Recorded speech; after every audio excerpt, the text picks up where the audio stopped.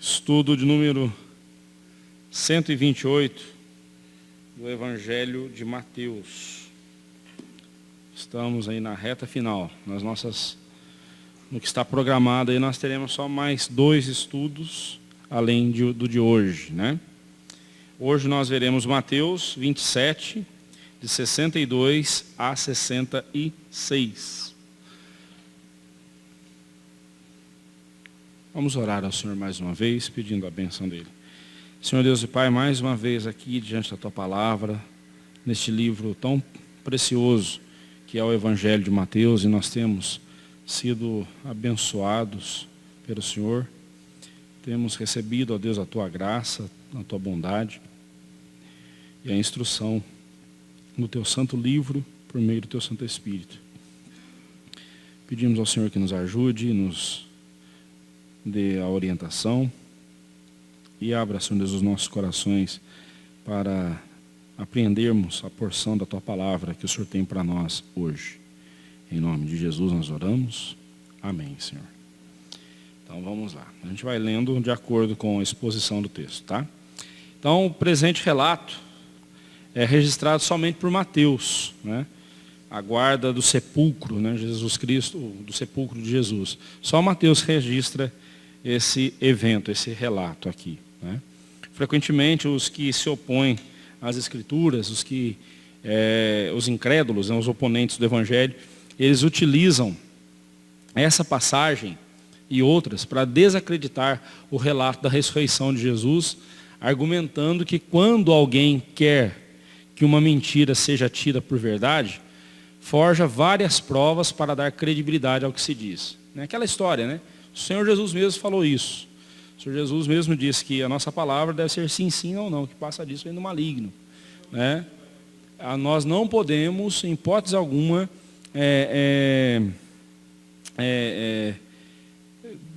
ficar dando à nossa palavra reforços, porque a nossa palavra por si só, ela deve bastar, né? O Senhor Jesus nós já estudamos isso, né? Quando o Senhor Jesus falou sobre os juramentos, né? lá no Sermão do Monte, né?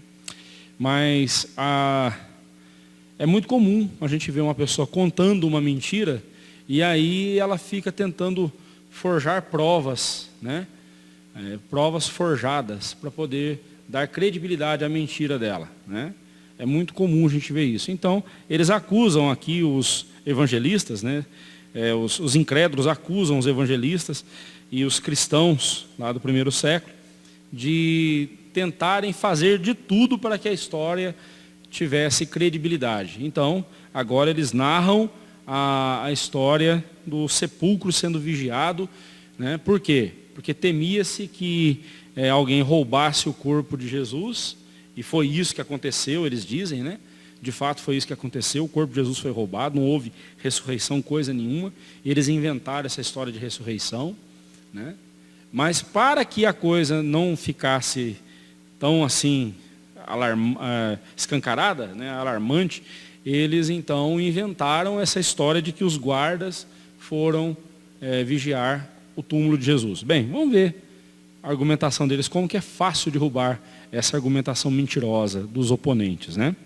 Respondemos a essas acusações assim, né? Essa perícope, nesse trecho que nós vamos estudar hoje, deve ser considerada junto com Mateus 28, 11 a 15, que nós veremos no próximo estudo, né? Mateus 28, 11 a 15, quando os judeus subornam os guardas, né? Quando Cristo ressuscitou e os judeus tentando abafar essa notícia da ressurreição de Jesus, eles então subornaram os guardas. Nós vamos subornar vocês, nós vamos dar uma quantia de dinheiro para vocês dizerem que vocês dormiram, ou que vocês não fizeram o serviço de vocês. Bem, semana que vem eu vou voltar nesse texto com vocês, tá bom?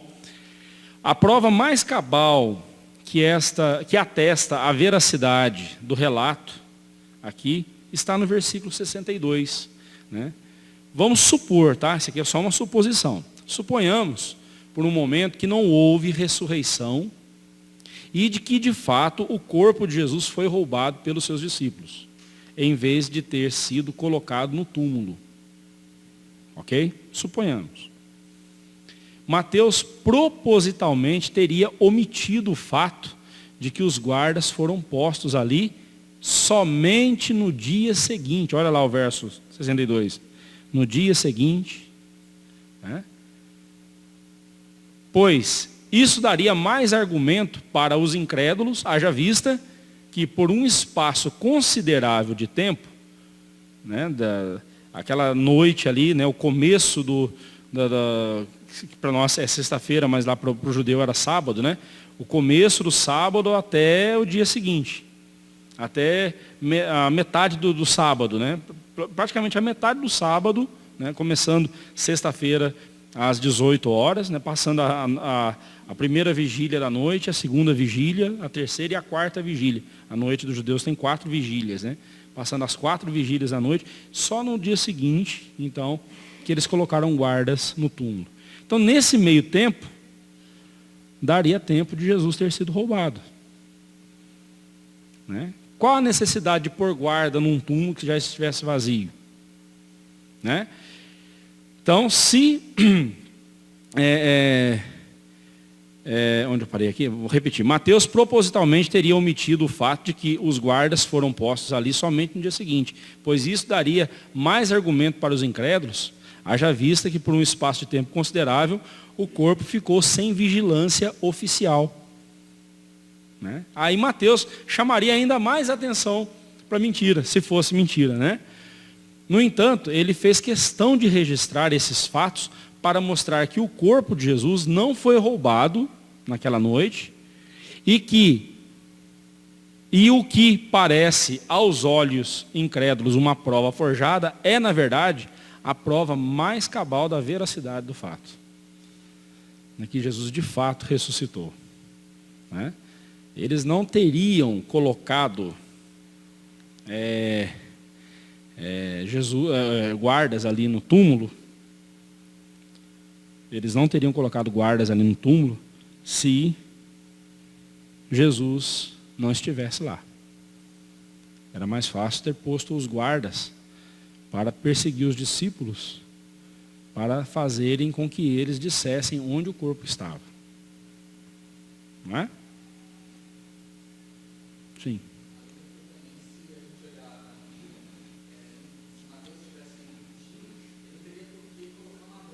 Sim, justamente. Se ele colocou aqui no dia seguinte, aí ele vai, viu só? Viu só? Foi só no dia seguinte que puseram guardas. Então, o fato de Mateus dizer que foi no dia seguinte, ele está dando arma para os opositores, para os que são contra o Evangelho. Mas por que ele faz isso aqui? Porque ele é sincero, ele não tem o que esconder. Ele não tem o que mentir, por que mentir. Né? Ele não tem por que mentir. Né? Os guardas vigiam o túmulo de Jesus. Então vamos lá agora para o texto. No dia seguinte, verso 62. No dia seguinte, que é o dia depois da preparação, reuniram-se os principais sacerdotes e os fariseus. E dirigindo-se a Pilatos, né, já que a gente continua. Verso 62. Então Mateus refere-se ao ocorrido no dia de sábado, como fica claro na afirmação no dia seguinte, que é o dia depois da preparação. Né? A preparação era na sexta, para o sábado, a preparação de sexta para o sábado. Assim sendo, vemos que toda a religiosidade dos principais sacerdotes e fariseus era relativa, ou seja, poderia ser adaptada dependendo da situação e conforme seus interesses. Né? Estavam aqui violando a guarda do dia do sábado, sendo incoerentes com o que eles mesmos haviam estipulado e acrescentado a este mandamento. Né? Lembra quando a gente estudou lá em Mateus 12, sobre Jesus, sobre os discípulos colhendo espigas em dia de sábado para se alimentar, e depois no dia de sábado, naquele dia mesmo, Jesus curou o homem da mão ressequida, né, que tinha a mão defeituosa, ele curou a mão dele, e os fariseus criticaram Jesus, dizendo que ele estava curando em dia de sábado, que os discípulos estavam trabalhando em dia de sábado. Essas normas foram eles que colocaram. O mandamento de Deus quanto ao quarto dia, quanto ao quarto mandamento, quanto ao dia de sábado, não tem nada disso. né? Deus santificou, né, o sétimo dia, que hoje para nós é o domingo, né? Ele santificou o sétimo dia e o santificou para o descanso. Mas o que se chama de obras de necessidade e de misericórdia, nesse dia nós não estamos pecando ou quebrando a lei de Deus por fazer essas obras de misericórdia e necessidade. O que é uma obra de misericórdia e de necessidade, né? Eu vejo uma pessoa precisando de socorro no dia de domingo, no dia do Senhor. Não, eu não posso fazer nada no dia de hoje, porque hoje é o dia do Senhor. Não, eu tenho que socorrer aquele irmão. Jesus falou, se você tiver um boi e ele caiu lá na vala, você não vai tirá-lo de lá por ser o dia do Senhor? Claro que você vai.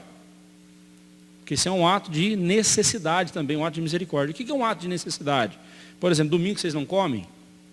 Então. Mas é o dia que a irmã mais rala na cozinha, né? Porque é o dia que vai fazer aquelas comidas mais sofisticadas. É aí que está o negócio. O dia do Senhor era o dia da gente fazer uma comida mais simples, né? Mais básica, porque é o dia do descanso, é o dia do Senhor, né? Mas não, no domingo a gente faz o contrário, né? A gente quer fazer a comida mais gostosa. Pastor, mas é porque é o dia do Senhor. A gente quer se alegrar, sim. Só que isso custa tempo, isso custa esforço. E aí, o que adianta você estar se alegrando na presença do Senhor, mas estar desobedecendo? Se alegrando com desobediência não está certo. Mas o que é obra de necessidade é uma coisa, né? Você precisa comer, né? Você precisa... o seu carro quebrou no domingo. Furou o pneu. Não posso trocar o pneu do carro. Eu também não vou na igreja, né? Porque o carro está com o pneu furado. Não, irmão, para com isso. É uma obra de necessidade, né? Sim.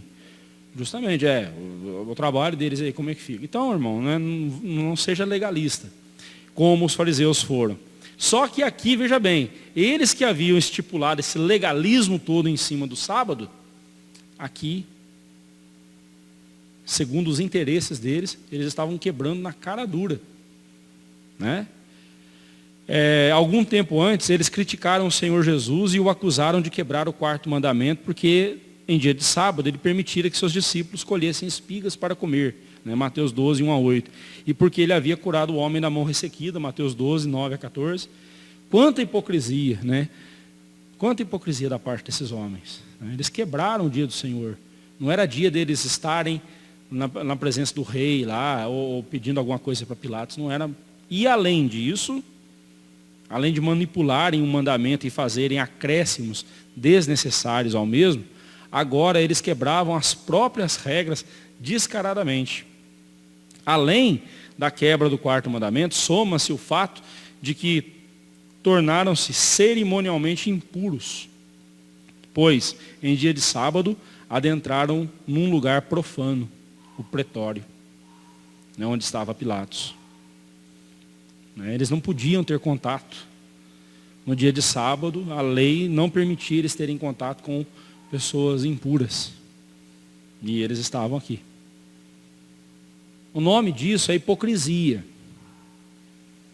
O nome disso é uma religiosidade hipócrita. Eu uso a minha religião conforme os meus interesses. Eu não sigo uma religião. Eu adapto a religião aos meus interesses. A gente vê muito evangélico, muito crente fazendo isso. Eles não seguem a Bíblia, eles não seguem a palavra de Deus. Eles usam a Bíblia de acordo com seus interesses. Distorcem o que a Bíblia diz e usa conforme os seus interesses. Vamos lá, 63. Disseram-lhe, Senhor, falando aqui para Pilatos, eles chegaram diante de Pilatos e disseram-lhe, Senhor, lembramo-nos de que aquele embusteiro, enquanto vivia, disse, depois de 3 dias ressuscitarei. 2 terríveis contrastes são encontrados aqui. O primeiro contraste é explícito, a saber, quando trataram o ímpio Pilatos com reverência, chamando-o de Senhor. era só um pronome de tratamento, né? Eles não estavam adorando Pilatos, nada disso. Mas eles se dirigem a Pilatos de forma respeitosa, Senhor, né? E trataram o verdadeiro e único Senhor, o Senhor Jesus, trataram ele de embusteiro, né? A palavra lá no grego é planos, de onde vem a palavra desviador, enganador, impostor, né?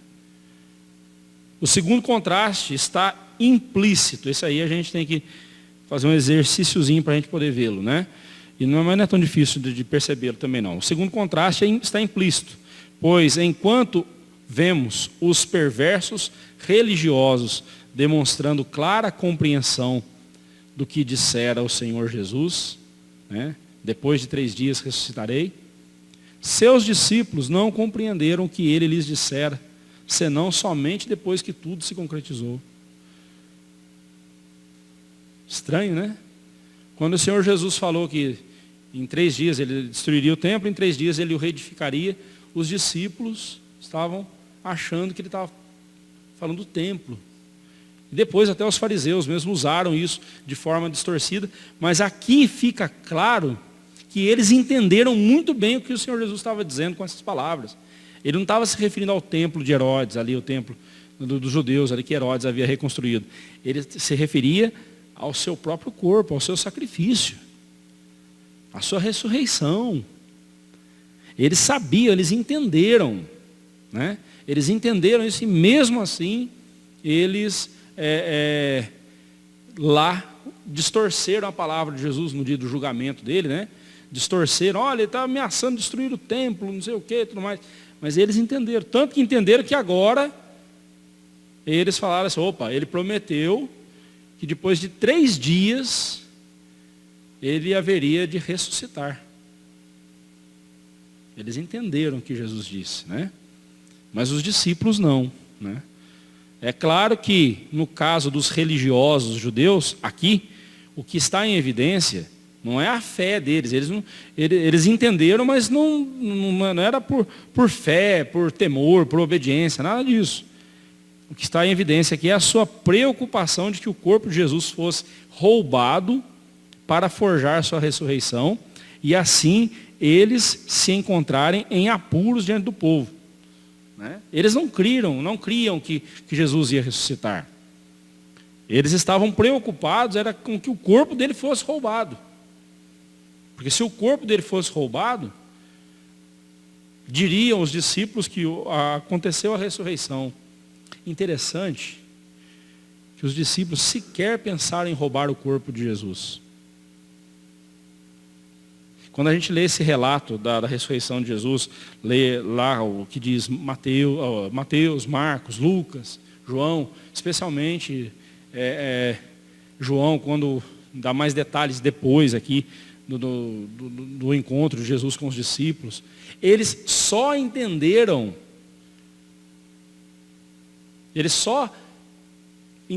as palavras de Jesus, os discípulos no caminho de Emaús, só entenderam o que Jesus havia dito aqui sobre destruir o templo e em 3 dias o restaurar, o reconstruir.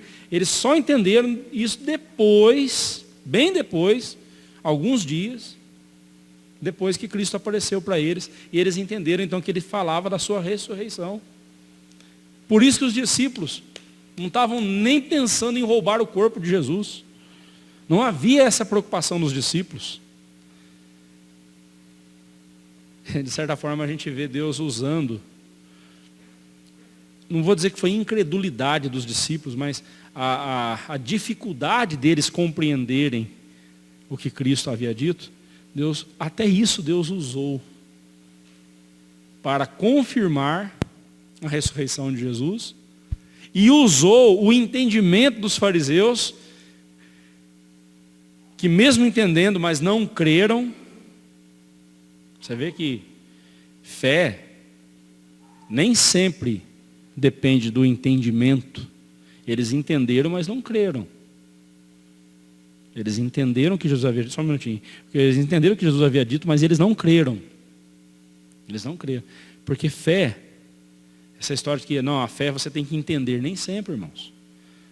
A fé, ela é acima do entendimento. É claro que quando Deus nos concede o entendimento, Ele tem um propósito com isso. Mas existem coisas na fé que o entendimento não alcança. Está acima da nossa compreensão. Mas observe que os fariseus e sacerdotes entenderam o que Cristo disse, mas não creram.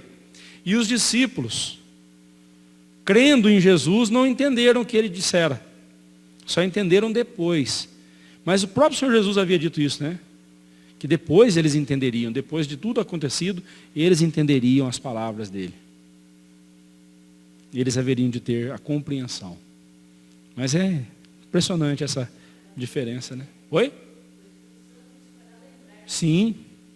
De tudo que vos tenho ensinado, né? Aí eles iam ter ali a compreensão. Sim, irmão?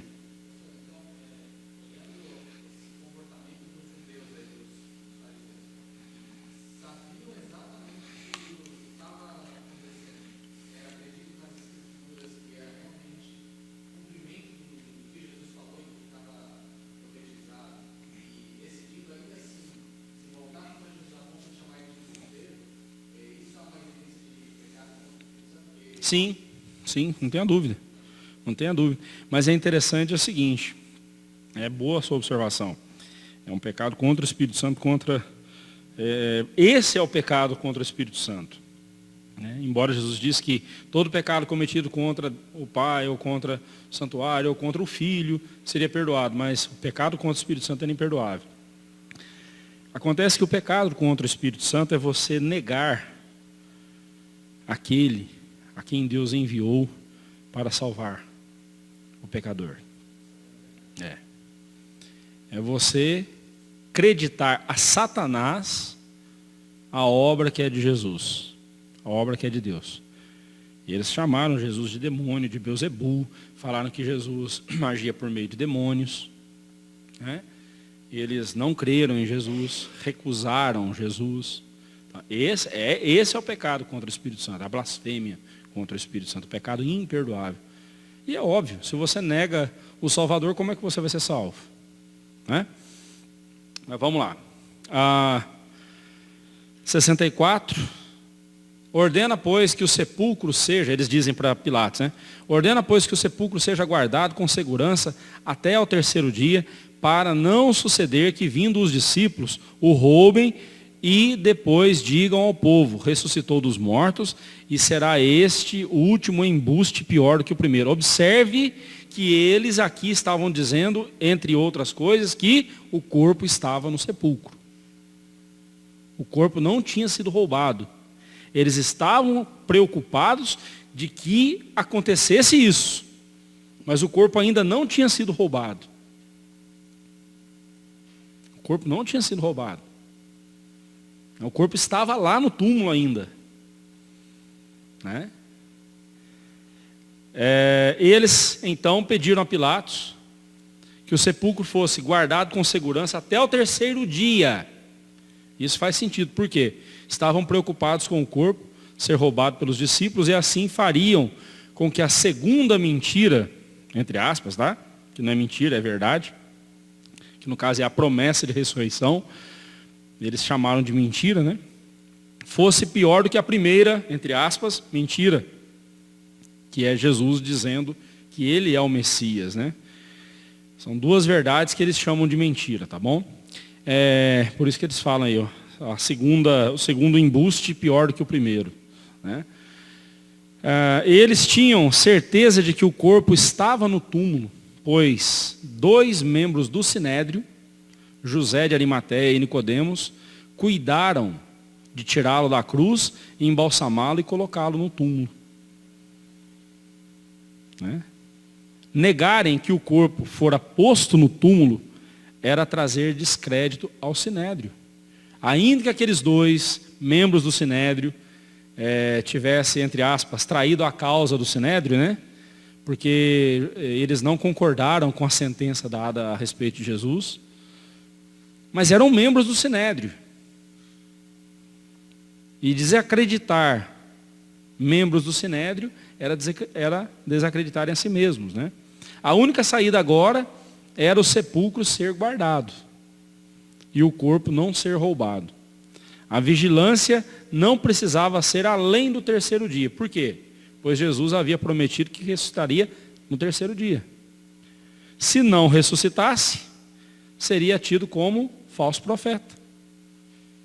Os líderes religiosos, de sua perspectiva, pensavam estar protegendo o povo e a si mesmos de uma mentira, de um embuste. Do ponto de vista de Mateus, eles só estavam protegendo os seus interesses. E é verdade. Eles só estavam protegendo os seus próprios interesses. Lembre-se que os sacerdotes, os fariseus especialmente, os saduceus ali, os líderes religiosos, lucravam muito com o templo, com os negócios em torno do templo. Lucravam muito. E Jesus,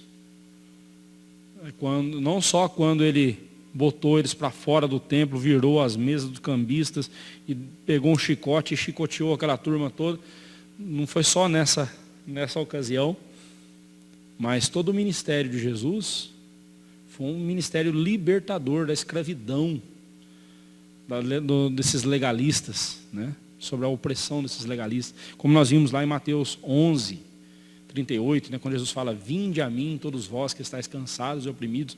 Ali ele está falando das ovelhas de Israel que estavam cansadas e oprimidas pelos líderes religiosos que as esfolavam, que lhes saqueavam, que enriqueciam às custas do povo miserável. E ele diz para essas pessoas, vocês que estão cansados e sobrecarregados com tantas normas, com tantas regras que o meu Pai não lhes deu, mas esses homens é quem as inventou, eles inventaram essas normas, vocês estão cansados, vinde a mim, tomai sobre vós o meu jugo, porque o meu fardo é leve. É leve não porque não tem consistência, é leve porque Jesus nos ajuda a carregá-lo. Ele carrega por nós. Aí os fariseus ficaram desesperados mesmo, Queriam, por todas as formas, sufocar o cristianismo, sufocar o ensino de Jesus e tudo que estivesse relacionado a ele, porque, afinal de contas, era prejuízo para eles, Eles não podiam fazer nada sem autorização e oficialização do Estado romano. Por isso, fizeram tal solicitação a Pilatos, Disse-lhes Pilatos, aí tendes uma escolta, ide e guardai o sepulcro como bem vos parecer. Pilatos, parece que Pilatos não está muito se preocupando com isso, mas está. Vou mostrar para você. Designando-lhes a guarda do templo, uma escolta, lá no grego a palavra custodia, custódia, de onde vem essa palavra custódia, que era 4 soldados, pelo menos, uma escolta era composta pelo menos com 4 soldados que se revezavam durante as horas do dia, Geralmente a escolta tinha 4 soldados, a qual estava sob o seu comando. Lá em Mateus 28, 14, nós vemos que esses guardas estavam sob o comando de Pilatos, Era uma escolta oficial. Astuto como era, Pilatos não quis que alguma insurreição envolvendo o corpo de Jesus, um levante, insurreição é um levante entre o povo, seus discípulos e sua predição trouxesse ao seu governo alguma instabilidade. Anteriormente se recusara a atender os discípulos de Jesus, os líderes judeus, Eles se recusaram a atender os líderes judeus, lá em João 19, 21 a 22. Mas agora ele os atende. Ele era uma raposa, ele agia conforme a conveniência. Ele não tinha temor de Deus no seu coração. Ele agia conforme a conveniência. Indo eles, montaram guarda ao sepulcro, selando a pedra e deixando ali a escolta. Verso 66, eu pus 65, 66 não, é só o verso 66, tá bom? Corrija aí, por favor, tira o 65, ele já foi exposto. Em 4 ações, o túmulo estava guardado de qualquer violação. 4 ações nós vemos aqui. Primeiro, os próprios líderes religiosos testemunharam com seus olhos, né? Aí diz a Bíblia que indo eles, aí se refere não aos soldados apenas, mas aos líderes judeus. Indo eles, né? Então essa é a primeira ação. Eles estavam juntos lá, vendo o túmulo sendo selado e vigiado. 2, a segunda ação, eles selaram a pedra.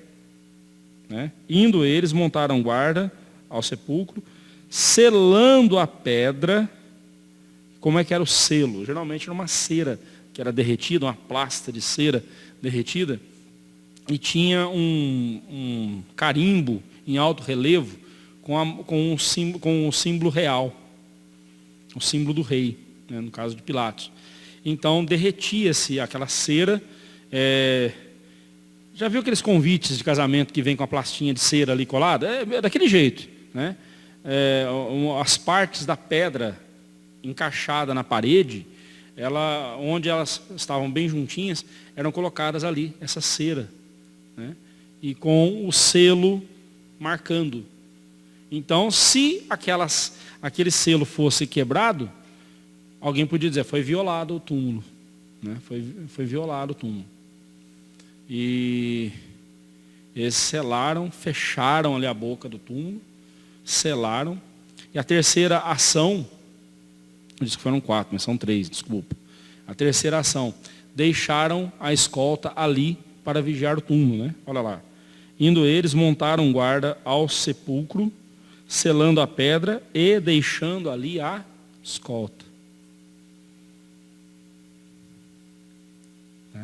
Aqui nós vemos então tudo confirmando que Jesus estava dentro do túmulo.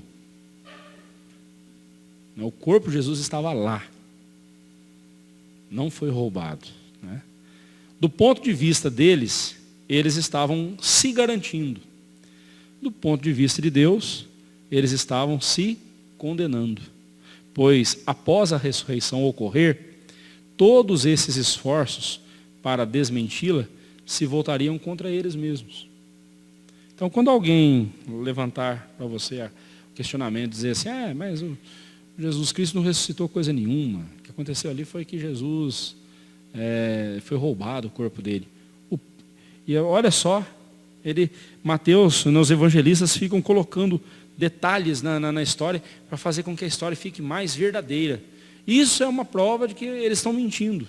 Isso é justamente o contrário. Se você prestar atenção na narrativa, você vai ver que a coisa que eles menos se preocupavam era em roubar o corpo de Jesus.